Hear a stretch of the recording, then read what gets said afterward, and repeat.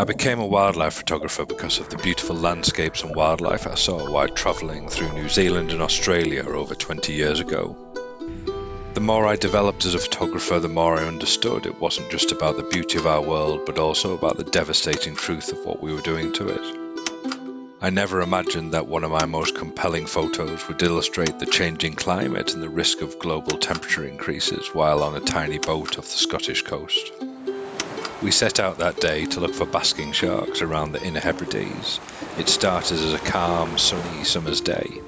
An hour later, the sky turned an angry grey, almost black.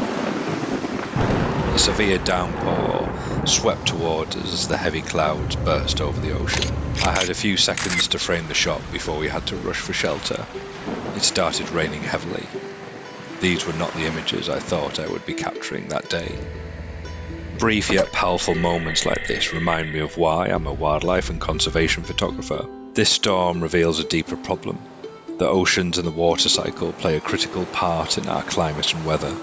As the climate changes, we will see hotter, drier summers in the UK, and the frequency of these climate change events will increase. By 2050, we expect to see 50% of the UK summers reaching temperatures over 40 degrees, and more storms like these. Over the last 20 years of being behind the lens, travelling the world and the long hours spent waiting for the perfect shot, I've seen the natural world change. Less animals, retreating glaciers, more conflict between people and nature. All of this has fueled my desire to share what's happening in the natural world, to make people care a little bit more, to help preserve planet Earth. I hope my images show the impact of our actions on the world, so people will stop for a second and think it's worth protecting and do the right things to save it. This image, Storm Warming, will be part of Wildlife Photography of the Year 2023 in the Ocean's Bigger Picture section, telling stories of our seas and oceans. You can find out more about me and my images at bwmphoto.com and under bwmphoto on Instagram and Twitter.